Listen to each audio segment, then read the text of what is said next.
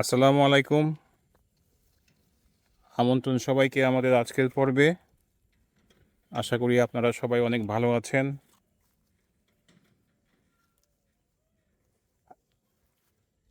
আপনারা দেখতে পাচ্ছেন আমাদের ফার্মের মধ্যে অবস্থিত ঘাসের জমি থেকে আমরা ঘাস কাটছি।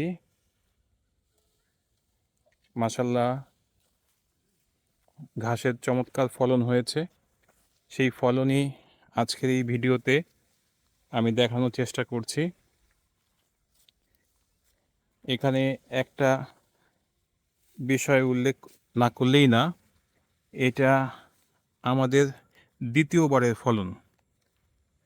প্রথমবার চাষ করার পরে আমরা একবার এখান থেকে ঘাস সংগ্রহ করেছি এবং তারপরে যেটা দেখতে পাচ্ছেন এটা দ্বিতীয়বার। ঠিক 1 মাস থেকে 1 মাস 10-15 দিনের অবস্থা এটা। ঘাসগুলো আরও জীবন্ত ছিল। গতকাল প্রচণ্ড ঝড় হয়েছিল আমাদের এই অঞ্চলে, যে কারণে বাতাসের তীব্রতায় ঘাসগুলো হেলে পড়েছে।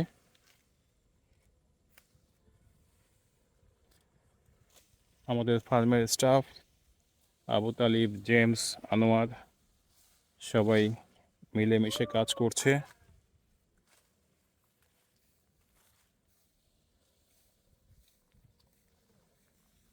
আমরা প্রতিদিনের প্রয়োজন মতো যে ঘাসটা আমাদের দরকার সেটাই কাটি, যাতে বাসি ঘাস আমাদের গরুকে সরবরাহ করতে না হয়।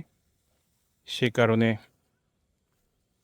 আমরা ডেইলি কেটে সেই ঘাসটাই খাওয়াই।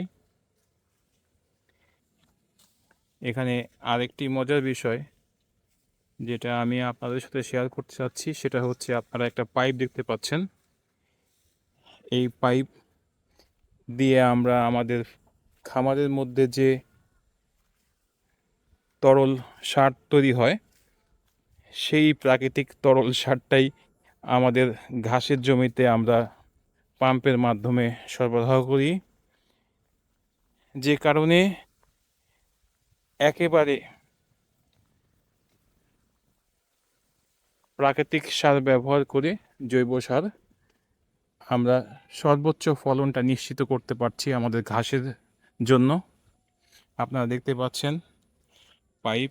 আমি সেই পাইপের শেষ প্রান্তে যাচ্ছি।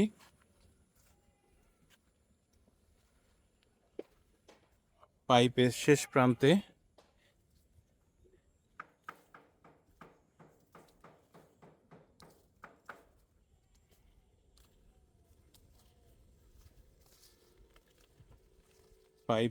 প্রান্তে যাচ্ছি, খুব কাছেই পাইপের শেষ প্রান্তে চলে এসেছি প্রায়।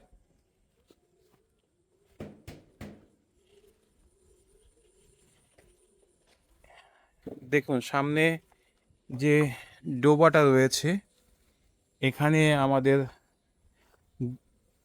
গরুর যে মলমূত্র রয়েছে, গোসলের পানি, গোবর মিশ্রিত পানি, সেই পানিটা এসে জমা হয় এবং একটা নির্দিষ্ট সময় পরে যখন এটা সারে পরিণত হয়, তখন আমরা এই যে আপনারা দেখতে পাচ্ছেন এখানে আমাদের পানির মধ্যে একটা মোটর সেট করা আছে, পাম্প।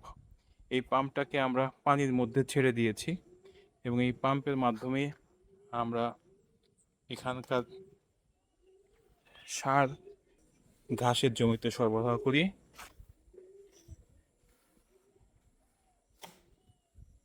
এবং শুধুমাত্র এই সারটি দেওয়ার কারণে আমরা ফলনটা সর্বোচ্চ পাচ্ছি। খুব কম সময়ের মধ্যে আমাদের ঘাসগুলো বৃদ্ধি পাচ্ছে এবং প্রতিবারই আমাদের মনে হচ্ছে যে এটাই আমাদের ফ্রেশ, মানে প্রথমবারের ফলন। স্বাভাবিকভাবেই দ্বিতীয়বার তৃতীয়বার ফলন প্রথমবারের থেকে একটু কম হয়, কিন্তু আমরা দ্বিতীয়বারে যে ফলন পেয়েছি এবং পাচ্ছি, সেটা আমাদের প্রথমবারের ফলনের মতোই, যে কারণে আমরা বিশ্বাস করি যে আমাদের এই সারটি, এই তরল সার যেটা আমরা দেখালাম আপনাদের, এই পৃথিবীর সবচেয়ে উৎকৃষ্ট সার, এই সারটি ব্যবহার করার কারণেই আমাদের ঘাসের ফলন আমরা সর্বোচ্চ মাত্রায় পাচ্ছি। আপনারা দেখতে পাচ্ছেন ঘাসের জমির মাঝখানে বেশ কিছু আমের চারাও রয়েছে, যেখানে বিভিন্ন প্রজাতির আম গাছ রয়েছে।